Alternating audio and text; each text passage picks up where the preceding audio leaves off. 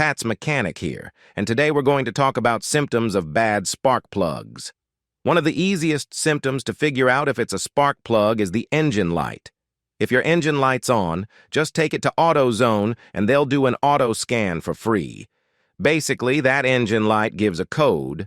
Then they read the code, and if it's a misfire, most likely it's a spark plug. One symptom of bad spark plugs is rough idling. Basically, rough idling is when you have the car stationary and the engine's just running. And you'll feel the car shake. You feel the vibration. It's not the same as it usually is when your spark plugs are running good and efficiently. If you're learning something today, please like and subscribe. So another symptom that's going to happen to you guys is your MPG is going to drop. Your spark plug is not producing that perfect spark. The gap increased, which is going to lead to you using way more gas, and you're going to spend more money. Another symptom, guys, is lack of acceleration, lack of power.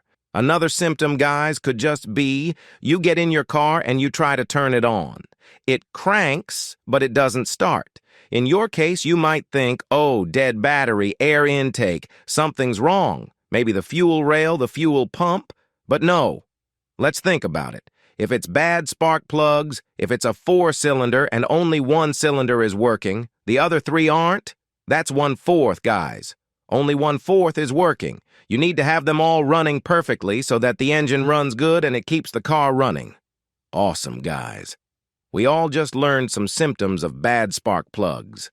I hope you all have a fantastic day.